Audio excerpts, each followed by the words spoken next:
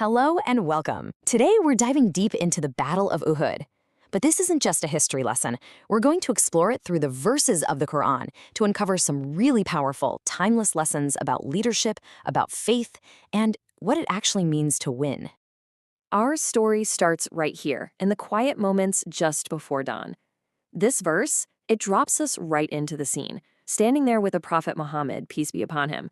He's not just overseeing things from a distance.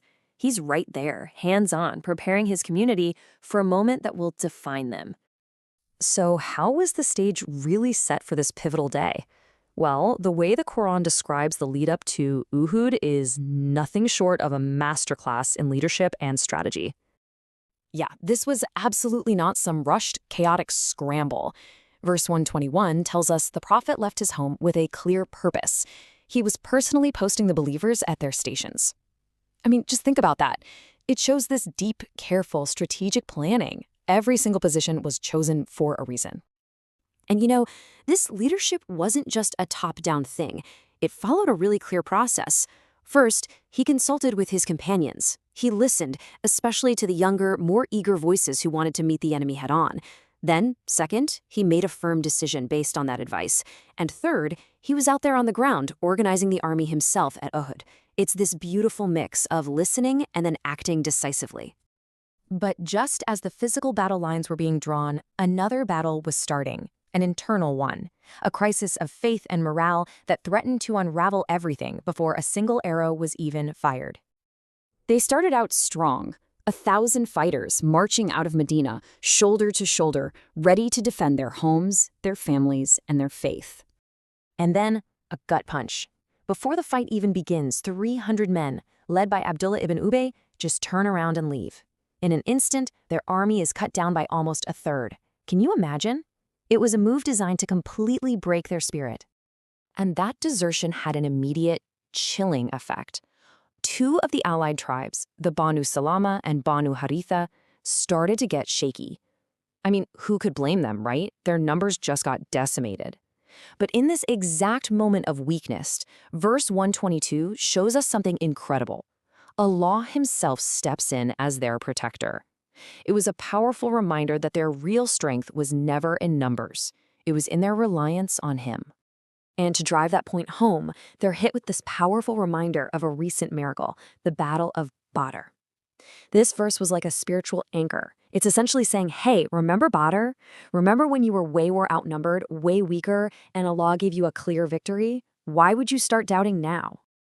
And it's so important to remember just how crazy the odds were at Badr. You're talking about just over 300 believers against 1,000 professional warriors. That win made zero military sense. So bringing this up right before Uhud was crucial. It totally reframed the situation, turning a numbers crisis into a powerful test of faith. This reminder about Badr flows perfectly into one of the biggest lessons from Uhud, because divine help was promised again. Absolutely, but this time, that promise came with some very specific conditions. The reassurance keeps coming with this direct question. I mean, just imagine being there. Your heart is pounding after seeing 300 men walk away, and then you hear this promise. 3,000 angels are on their way to back you up. That's a message designed to bring total calm and confidence. And it didn't even stop there. The promise got bigger. If the enemy came at them with absolutely everything they had, at the moment of peak danger, that support would swell to 5,000 marked angels. We're talking about an overwhelming, undeniable force, a promise of complete divine backup. But, and this is a huge but, this incredible support wasn't a blank check. It was tied to two essential spiritual states. Sabr, that's patience and perseverance, sticking it out when things get tough. And taqwa, that deep awareness of God that leads to careful obedience. And why these two?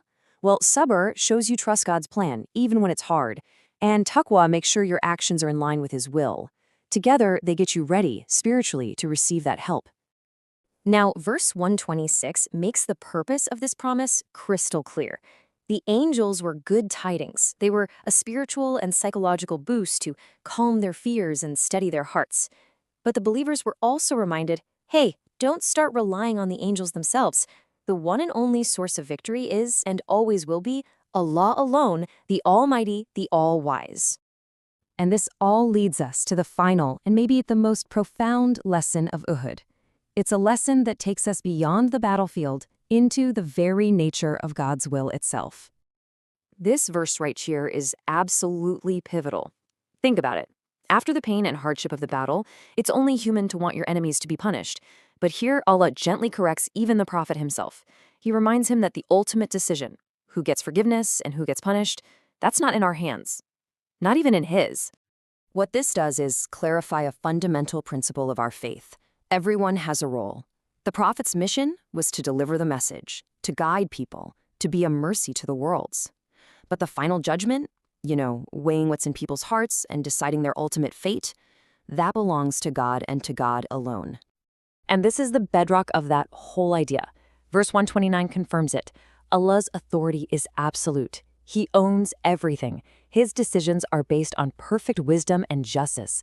And what's amazing is that even after mentioning punishment, the verse ends by emphasizing what he is above all else, forgiving and merciful. So if we boil all this down, what are the big takeaways?